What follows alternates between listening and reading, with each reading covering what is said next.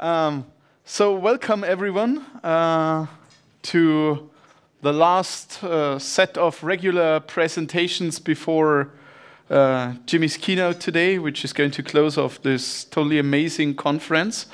Today I'm going to talk about a really boring topic. How do you pitch domain-driven design to folks like senior managers? I have spent quite a bit of my career in positions where I had to talk quite a bit to senior managers. That can be C-level, that can be folks a little bit under the C-level. And I found out that often a lot of, I would say, technical folks struggled with that quite a bit. And so in that talk go a bunch of my own experiences, what worked, what didn't work, and with a focus on the topic of domain-driven design. Just a few brief words about myself. My name is Michael Plöd. I work as a consultant for a company called InnoQ. I'm currently writing and publishing a DDD book on domain-driven design, and I have a warning for you. This talk is an experiment today. I learned about the opportunity to do this talk yesterday in the morning. I talked to Marco about it, and if he needs a replacement speaker, a backup speaker, because Greg wasn't able to make it to the conference, he was like, yeah, I'm currently thinking about things. Do you have something? I was like to him, hey, I have that idea. I've been thinking about doing this talk for quite some time now. I never handed it into any conference, and it's this topic. And he was like, yeah, that's a good idea. Do you want to do that? And I was crazy enough to say yes. So I started the slides. Thank you very much. Basically, I have a lot of the content in the back of my head, what I want to talk about. But I started the slides yesterday in the evening and finalized this deck somewhere today during the day. But that's a typical way of me doing presentations. So it's an experiment. What am I going to talk about today? First of all, I assume that all of you know quite a bit about domain-driven design, that you know a bunch of the basics.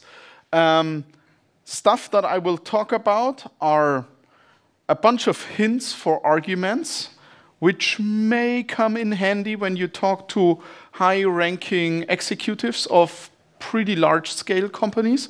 I'll repeat some things you may consider to be absolute domain-driven design basics, but please don't look at those topics from the perspectives that I want to teach you domain-driven design.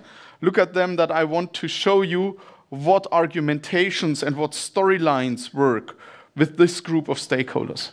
I will not talk about general storylining techniques, general argumentation techniques, and I'll also not talk about how to build a proper management presentation in PowerPoint or Keynote. That's not what I'm going to talk about. On my speaker deck account, I have a deck. I'll share that as well, which gives a lot of insight how to make arguments, how to build up storylines. So if you're interested in that, you can check that out. But first, I need to start with a confession. So basically, I've been trying to convince various people about the pros of domain-driven design for quite some time now. And I have to say, I have failed many times, and sometimes I have failed miserably in such meetings. Yeah? That's the normal way of that it goes. So nothing that I'm going to present to you today is by any means a silver bullet. A good friend of mine, Jochen Mader, who's also a speaker at some conferences, once said a good developer should be like a werewolf afraid of silver bullets. And I think he has a point there. So please be aware that's coming from a guy who has also failed with some of that stuff. But the stuff that I'm going to present is the stuff that most of the time work, at least for me. So let's take a look how we could start such a presentation. So you managed to get a time slot at your management. You come in with your development team, software architecture folks. The management comes in and you say, hey, managers, we want to show you how well domain-driven design works for you, how good that goes, and we want to transform, our vision is the complete organization. We want to make a domain-driven organization. The management says, okay, curious what it's all about. And then it starts to go downhill, yeah? Because something that I see very, very often, especially from technical folks, is that they instantly jump into a lot of technical argumentation. So in this extreme case, obviously, yeah, it's, let's look at entities, aggregates, and we can sync the domain model with the code, and we'll show you in code. And the suits are like, whoa, okay, but what's in there for me? How much does it cost? How long does it take? What kind of skill set do I need? And there is no answer for that. So 2 hours later, the happiness is suboptimal. Yeah? So the managers say, that's a total waste of time. They just want a new toy to play around with. And again. Yeah, and the others say, they never listen to us. They only listen to those ivory tower PowerPoint architects with their shiny slide decks and stuff like that. So the first thing that I want to bring across, and that's totally independent of domain-driven design, is, and it's not so independent of domain-driven design, don't we propagate that we should learn the language of stakeholders, of business people? Yeah? In terms of the business domain, we propagate that in the domain-driven design community pretty strongly, don't we? So that's also a certain language that's been spoken with those stakeholders. Yeah. So in those offices, they have some expectations: how you build up an argument, how you ramp up a story, how you formulate certain things. And I think that's something we should be aware of. There is a great book on the market right now by Gregor Hoppe. Gregor is mostly known for his enterprise integration patterns book. And, but he's currently pretty busy with a topic he calls the architect elevator. And I think that's a pretty nice idea that he shares there. Gregor says that a large-scale organization is like a skyscraper. That's a huge building. And in the penthouse, you have all the fine folks, yeah, the C-level, the senior management, the business leads. And they have a very big vision. Yeah? When they look out of the window, they have a very big overview of things. But in an organization, you also have the engine room, yeah, which is most of the time, yeah, down there, yeah, where things are running, where things are being operated, where things are being built. And Gregor propagates in this idea of the architect elevator that your job as an architect is to make sure that on the one hand, the folks in the engine room understand the strategic vision of the penthouse, but it's also your job to make the penthouse interested in some of the stuff that's happening in the engine room. And the analogy goes that you need to travel through the organization with this elevator. No matter on which floor you step out, you need to be able to communicate properly. And this is something that I would always keep in mind. He described that idea in his new book called 37 Things an Architect Knows About IT Transformation. It's available on LeanPub as well.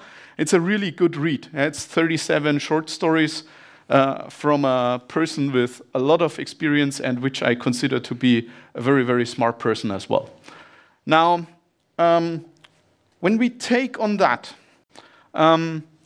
we should ask, from the management perspective, ask yourself when you prepare for a meeting with them, a couple of questions. So one question can be, what drives them? will there be a resistance from them? Why do they talk to you? How can I solve their problems? What can you do? We can't solve all problems, be honest with that. How are they as people? Are they about facts, figures, numbers, or about stories? What's the best way to reach them? And what do you want from them? So after you had your airtime at the C-level, what do you want them to do after that? Nancy Duarte wrote that down in a pretty good book called Resonate. And if you look into honing your skills or improving your skills as a presenter, especially in a business setting, I highly recommend you to check out Nancy's books. They are absolutely fantastic, especially the Resonate one. So let's pick a couple of those things out. So what's the best way to reach them? What drives them? Will there be resistance? So let's take a look at how to reach them. That's a rather boring kind of thing. Yeah. So they love slide decks. Yeah. So live coding of aggregates, entities, or showing functional domain models. Yeah, that's totally amazing stuff. I saw a lot of great presentations on that stuff, but I don't think that this is something that they are about. They are basically used to get typical consultant presentations. Ugly stuff, yeah? Horrible stuff. But it's an expectation. Inspect their language. Check out how they talk. And be prepared to have facts with you, have figures with you, have studies with you. There is a lot of good stuff on the market right now, and I'll show you a couple of those later on. Now, what drives them? Yeah. Now, let's get a little bit more concrete towards the domain-driven design world. That was just a starter right now to build up a common understanding, what I want to do. Now let's dig into some domain-driven design-related content there. So typical things that managers in bigger scale organizations care about these days, what they talk about a lot these days, are, for instance, agile transformations. So they think about how can we be more agile? How can we get independent teams? Can we work in iterations? And I would say, as a worst case scenario, they say, that's the Spotify model, we do that, for instance. Yeah, so they don't look at the process, they just take the model and try to pull it over an organization. I don't think that this is going to be successful, but that's on a different page here. But that's something that every organization is talking about right now.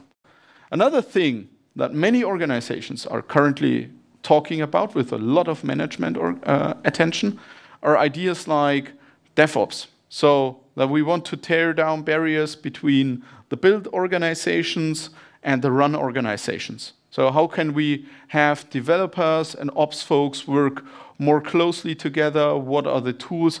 What are the collaborating techniques for that? I would say DevOps on an old school IBM WebSphere application server is probably not going to be the most successful model out there, because that's hard to operate that stuff.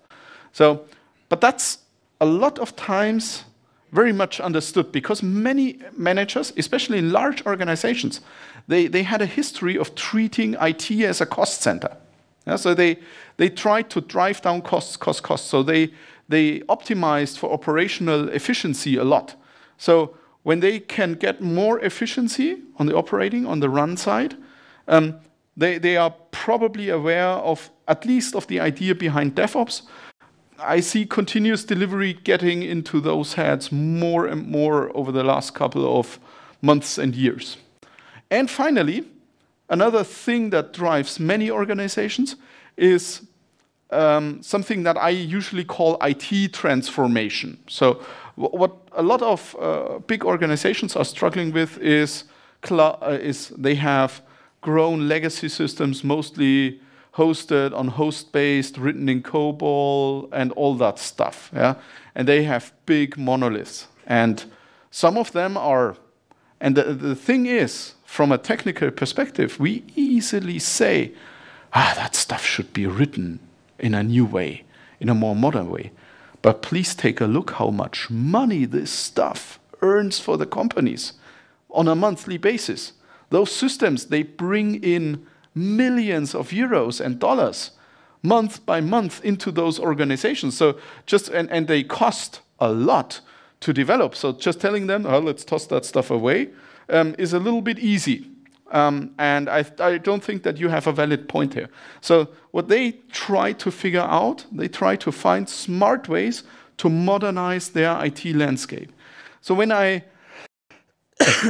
look at those things that have a very high management attention, we can sum that down towards something that a lot of folks right now in the market call economies of speed. So in the last 10 to 20 years, organizations have optimized for economies of scale. So reuse, reuse, reuse. Write once, save some money, and reuse that code all of the time. That's where all the big, chunky databases, which are being accessed by 30, 40 systems, originated from. Yeah? So basically, they think about economies of speed. And typical challenges that they are facing is, how do we steer quality? How do we cut our microservices? How do we, hey, there's the business doing design thinking. How can we do that stuff in software? Our users are unhappy with our systems. Governance is really hard. We always have to have those big governance boards. They take up so much time and person power. Those systems are hard to maintain, so every change is getting more expensive by the month. We have too many point-to-point connections. We need to restructure our core systems. That's something that, for instance, insurance companies or banking companies are struggling heavily with. Yeah? And that's stuff that drives them. I think we can address a lot of those pains with the ideas from the domain-driven design community. But please be prepared for resistance. A couple of days ago, I had such a meeting, and I faced a lot of resistance there. It stemmed, for instance, how do we document that? How do we work with specifications? We are used to have a big specification that had a lot of sign-offs, yeah? And we gave that to development. Where is that? Yeah? Do we have that? I want that. That sounds good. That's something I can show around. How about budgeting? How expensive is this approach? About staffing. How many people do I need? Which skill set do I need? About the data quality. As you all know, domain-driven design is a lot about decentralization of business models. And obviously, there comes in handling data in different ways, treating things differently, replication comes into play, and sooner or later, someone says, we have eventual consistency. Eventual consistency is something very easily understood in the Anglo-Saxon area. But who of you is from Germany? A lot of folks. Now, what do you think how most of the German technical folks translate eventual consistency? Eventuell consistent. That's a maybe consistency for the non-Germans here. So when you talk about eventually consistency and you tell them, oh, it's going to be eventually consistent, you will look into some really shocked faces like, they are totally nuts. What are they doing there? Yeah, so mind those things. Resistance is natural. Don't take it personally. But the better you are prepared for it, yeah? If you have a lot of people in this round who try to stick onto old practices, try to learn about their prejudices up front and address them directly. Yeah? That makes your life easier. So just prepare for that. It's not personal. They're basically not attacking you, but most of the time, the idea behind it. So let's get a little bit deeper into an argumentation that helped me, in my experience, quite a bit. So the first thing I have, when I look at those things, you know that slide, I've already introduced that. Let's see how we can address a couple of those things that managers care about with ideas from the domain-driven design community. For instance, agile transformation is something we can address with collaborative modeling. We can address with organizational aspects that we can address with continuous discovery. I mean, I'll go into that in a little more detail later on, but isn't domain-driven design about iterative modeling, a cross-skill collaboration? And if you look, for instance, at the Agile Manifesto, I think we can go with a check mark over the ideas behind domain-driven design. That's a good idea, that's a good idea, that's a good idea. Okay, domain-driven design doesn't talk about deployments, but I would say most of you from the domain-driven design community would say those ideas in the manifesto are a good idea. DevOps continuous delivery, cross-skill collaboration. Basically, the ideas that we from the domain-driven design community send to domain experts and business stakeholders, and the motivation for that is the same argument as the DevOps folks tell the IT people to do towards the operating people. Collaborate more closely. Go away from project thinking towards product thinking. It's basically the same arguments. You can ride on top of that wave a little bit in your argumentation. Now, in terms of microservices and cloud, of course, domain-driven design doesn't talk about technologies at all, and that's one of the big pros of the approach. But there are questions in this area, yeah, where domain-driven design helps. So, for instance, how do we structure business capabilities? If you look around at this conference, you learned about many, many techniques how to make proper business capability-driven boundaries for your systems. I think that's a pretty good idea to transfer that idea towards the microservices world. And the same goes for the organizational aspects, the alignment of software and teams. So you see, we have quite a few points where we can, from the domain-driven design community's point of view, address a lot of the questions that drive those folks directly. Now, what I always tell managers is take a look at domain-driven design from a point of view from a puzzle game. So we have one puzzle piece.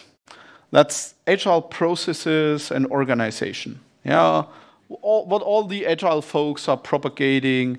It doesn't matter if you look at the Spotify model, if you look at Kanban, if you look at Scrum, or whatever agile practice you want. There are a couple of ideas in there, like working in small increments, releasing often, having a direct collaboration between various people, and so on. We have a next puzzle part. That's the software architecture. Who considers herself or himself as a software person in this room? Okay, I would say that's 90%. Yeah? So that's the stuff where we are actually, where is my thing? Where we are at home, or most of us are at home. Yeah, I consider myself to be in this area as well. So most of you are probably developers, architects, or something like that. So that's where we do our job, where we build software. But we build this software for a business domain. Yeah, we try to build software that reflects a business domain in a pretty good way. We try to build software within agile processes. We try to build software that enables continuous learning of the business domain in order to constantly improve. Yeah, refactoring towards deeper insight is a sentence I heard quite often over the last 2 days here. And finally, we have all the continuous delivery ideas, the DevOps ideas, and so on. And all of those practices, yeah, they are embedded usually in an organizational culture. Every organization has a certain culture. The culture is very often driven by the senior management. For instance, if you take a look at the way how Microsoft transformed themselves over the last couple of years, I was a little bit shocked about myself. When they purchased GitHub, my initial reaction was, I think that fits. That's a good idea. That's good for the GitHubbers, and I think that's good for Microsoft. I would have never said that 15 years ago. Never in my life. Yeah? 15 years ago, I would have, oh my God, hell freezes over. Yeah. So, and the way that Microsoft did that was through a very strong leadership from the management team. Take a look at Satya Nadella's book, how he transformed Microsoft. Pretty interesting read on that. So those things, they happen in teams. There is a given culture. There's politics being played in every organization. You have no organization without politics. I've never seen one. Yeah? And you have dynamics between those teams.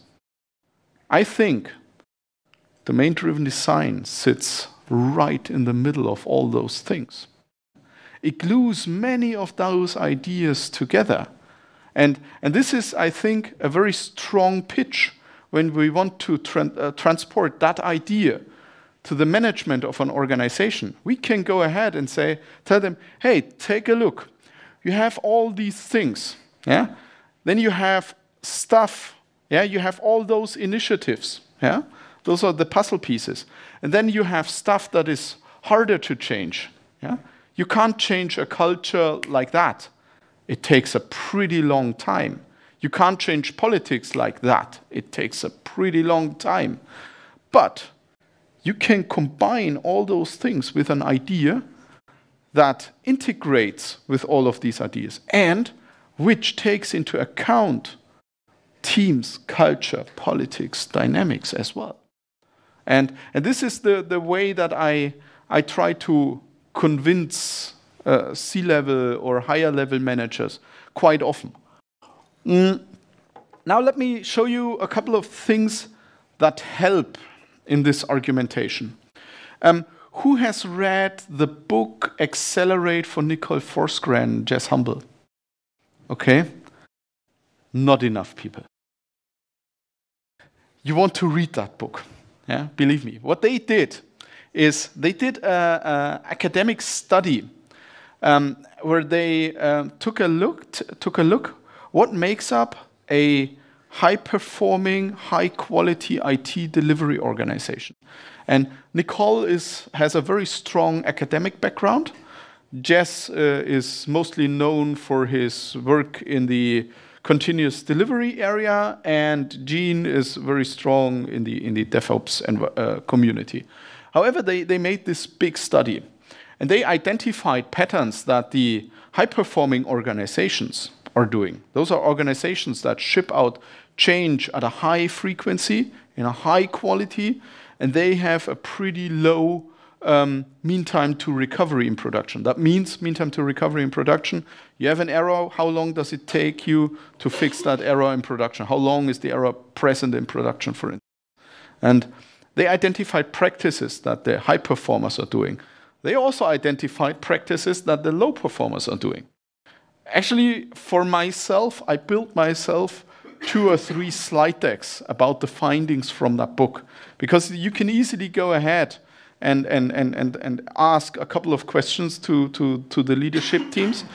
How do you handle that? How do you handle that? And you have a very strong argument. You can say, listen, I think you have a problem here. Yeah? And this is not backed by some conference-based presentation ideas, but by actual research. So I think reading that book helps a lot. One of the findings was, for instance, and this is a quote that I have seen quite a few times on many slide decks in the last couple of months, is a loosely coupled software architecture and org structure to match is a key predictor of continuous delivery performance and the ability to scale organization and increase performance linearly. What does domain-driven design stand for? A loosely coupled software architecture and an organization structure to match. Those are exactly the ideas. And you see, that's again this puzzle piece. Or there has been an interesting study by McKinsey that showed that structural issues are a top hurdle for large-scale companies to meet digitalization goals. Look out for such sources. Yes, Gartner reports are nothing that we would have a pleasure of reading every week. They help in your argumentation here. Another very, very good resource for arguments here is a person called Nick Tune. Unfortunately, Nick is not present at this conference. I have to give unlimited kudos to Nick. He has on his webpage some absolutely amazing talks about sociotechnical, domain-driven design and stuff. I think Nick is, in my personal opinion, the person who is driving the sociotechnical stuff like no other in the domain-driven design community. He has amazing presentations, amazing content, and I find myself always looking to Nick's work when I need some more support for an argument or something like that. Check out his stuff. It's absolutely amazing. And I will quote him heavily. I'll actually steal some of his arguments on the next slides. I hope he's okay with that. So basically what Nick comes up with is parts, principles, and practices of sociotechnical DDD. Take a look at that. That's something that many managers care about. How do we align the generation of value with a great customer experience, with the organization, the domain, and the software architecture? What are the principles? Hands-on modeling, cross-skill collaboration, ubiquitous language, focus core business capabilities, alignment of teams and software with the domain. How can we do that? Again, the puzzle pieces, agile and culture, and strategic design help go a long way with that. So we can again use that as an argument. Now let's take a look how domain-driven design relates to agile in such an argument. Maybe some of you saw the model exploration whirlpool coined by Eric Evans. I think that looks pretty agile. And that's also a thing in terms of the criticism that I hear quite a bit. What's the process? Show me the domain-driven design process thing. Like, okay, we do the first step, we do the second step, third, fourth, fifth, sixth, and we have a perfect model. Now, that's not going to work. So basically, we want to work in increments. We have many collaborative modeling techniques, like the ever-popular event storming from Alberto, the domain storytelling stuff that Stefan and Dorota are doing a couple of rooms over there right now, which is also good stuff. That's ideas that are coming from our community, from the domain-driven design community. But we can also grab some ideas from the BDD community, for instance, stuff like example mapping. Or we can also take our agile friends and say, let's do user story mapping. And you can see you have another fitting piece into the agile world. Because what the management is going to ask you, how are you going to manage the projects? How do you make sure that we deliver stuff on time? Sometimes we need to deliver stuff to a certain deadline. That's a fact. For instance, if you do a website for Olympics, for the Winter Olympics, they don't move the Olympics because you're not done with your software. You either have a product with 20 features or one with 18 features. But no one is going to move the Olympics because you're not ready for your software. So those are tough deadlines. Or on election day, some stuff. And what I always try to mention there as well in terms of those agile ideas are a combination for building better digital products. I think that's something that many larger scale organizations are always struggling with. Who has ever seen a really cool check-in feature for an airline? a really good one, where you say, wow, that's a great user experience. I love that. I haven't seen one. Yeah? Most of them were like, for instance, if you go to Lufthansa, they even ask you to close the window after you're done with the check-in. I was like, what? Yeah? So, domain-driven design, if you take a look at the world of building digital products, yeah, is actually also an enabler for continuous discovery of products, of features, and so on. This is very interesting when you have an organization that is doing a lot of design thinking on the business side. A lot of business folks, they love all the design thinking stuff right now with the prototyping and so on. What you can do there is say, hey, that's amazing what you're doing there. We have the same ideas. We can build better prototypes with you. Let's take that idea a little bit further and bring it into the code, into the software architecture, and build better products. Yeah, the same goes with the understanding of the business. Yeah, it's easy to say developers should understand the business better. Yeah, why do they only read tech blogs and not a book on real estate financing? Yeah, because that's boring. But what is fun is cross-skill collaboration and hands-on modeling. Yeah, that's where stuff is being learned. And there's been a great workshop by Sophia today, and I had to take a screenshot from Twitter, yeah, where Trond said, I wish I saw more of these business model canvases in the wild, especially in IT. That's so true. Yeah? Motivate the management to push for those ideas. And they will probably say, that's a good idea, yeah, because they have a business point of view. They think in figures, numbers, costs, and so on. When we take the arguments, yeah, of the DevOps community, let's have a close collaboration between operations and IT. The same argument is valid for the business domain experts. Yeah? You build it, you run it. That's what the DevOps folks say all the time. But when we combine that together with domain-driven design, and the arguments are the same, the ideas are the same, yeah, the motivation is the same, we can make you design it, you build it, and you run it. And this is also, again, goes hand in hand with the agile ideas, away from project thinking towards a product thinking. So true teams with a real end-to-end responsibility for a product. I think you build it, you run it is not enough. It's also you design it, you build it, and then you run the stuff in production. Yeah? So you can even tell the managers, hey, we can go a step further with those ideas behind domain-driven design. I think most of them will say, that's a good idea, why not? Yeah?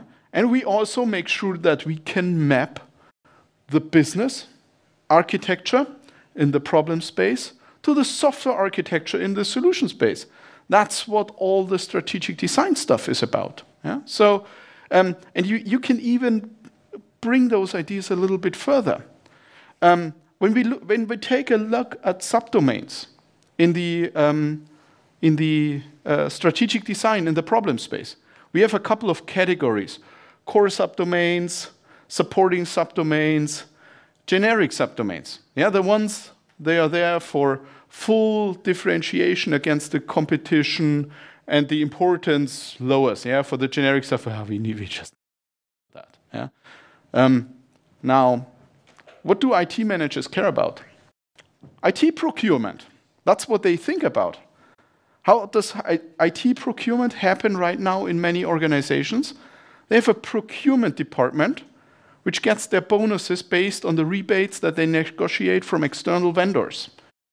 And it doesn't matter if they buy folks for the core subdomain, which is a bad idea anyways, yeah, because you want to have a lot of insourcing there, or for a generic subdomain. I was in a position where I had to negotiate contracts for external vendors for quite some time, and it was tiresome. It was horrible. Sometime after 2 years, I went to my boss and told him, I'm not going to do that anymore. I'm fed up with this crap. Yeah? So we can tell them there, hey, We identify what is really core to our business. And let's give the procurement department a couple of ideas how to hire folks. Let's work with the HR department, how to build teams in those areas. We want to have a strong focus on the core domain, and there we are willing to spend a lot of the cost because this stuff needs to be really good. And they can, with those ideas, they can draw those principles towards procurement, HR, and so on and so forth. Yeah? So with a close alignment of subdomains in bounded context, you get autonomous integrated teams. You can scale architecture and teams in a linear fashion. You can get more work done in parallel. Most managers will love that argument. We get more done in parallel. So we can break up the mythical man month. So the practice of shoving tons of developers in one team and hoping that they are very efficient, it doesn't work. We all know that. Yeah? We can come up with a better solution. And one thing is also we can take organizational dynamics into account. Yesterday, I gave a presentation about context maps. This is very interesting for many managers because they seek how they can, how their systems are tangled, how they can manage governance. Yeah? And basically, the context map, some tweeted it yesterday, I saw that, it's all about Conway's law. Yeah? How much of team communication do we have? What politics are being played? Where do we have a tight coupling? Where do we have a loose coupling between teams? Yeah? We can even talk about different perspective, call relationships, team relationships, API levels, model propagations, and we can even drill down into team relationships. I think the managers of an organization will especially, be interested in those team relationships. Who can ask whom for a favor, for a change? Who can't? Yeah, that's something that they care about a lot. So let's wrap that up. I think the architect elevator, take a look at that. I think that's, in general, a pretty good career advice for everyone working in software architecture. Address their issues directly. Yeah, don't just come around with a silver bullet. Hey, we have something that works everywhere. No one believes that crap anymore. And I think pitching domain-driven design as a missing puzzle piece for various drivers, for various initiatives, is something that where you can convince many people to establish many of those practices. I have a question. Who is totally underrated and often overseen in such discussions? Which stakeholder? Within an organization. The engine room, okay. Yeah, exactly, the business. A quick pro tip. When you have a rough time with the management, and I witnessed that a couple of times, you have a second lever, which is very strong. That's the business people. Especially in Germany, in many organizations, in large organizations, the business is extremely powerful. When they go to the management and say, hey, we want that, they very often get what they want. So a little war story here to wrap this talk finally up. I was working at a car producer in Germany with a team that made software for car tests. Yeah, how do we test cars? And especially how do we optimize the amount of cars that need to be produced in order to conduct a couple. And I was working with the team on the IT side, and we were doing domain storytelling, event storming, all the good stuff. Yeah, all the stuff that we like. But they couldn't convince the management. And I told them, bring in the business. The business, they've never been here. Yeah? We don't have a direct contact to them. They never want to come to us. I was like, bring them. Let's make a workshop that's fun for everybody. Let's make a 4-hour workshop and let's make sure that they have a good time. That we learn something. And after a little bit of convincing, they come over. They were extremely skeptical. They were like, is that again this Agile post-it sticking to walls, or what are we going to do now? What's the meta model of this event storming stuff that you want to do? And I made a deal with them. I told them, give me 1 hour. Let's kick it off 1 hour, and after 1 hour we make a break, and when you say this sucks, we stop immediately. Yeah, then give it to the external consultant, give all the blame on me, I take it, and let's collaborate a bit.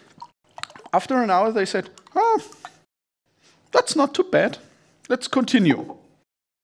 After the day, we learned so much about the domain. They came to us from the IT and said, wow, we never had such a work. That was amazing. We learned so much about the application that we are working with on a daily basis.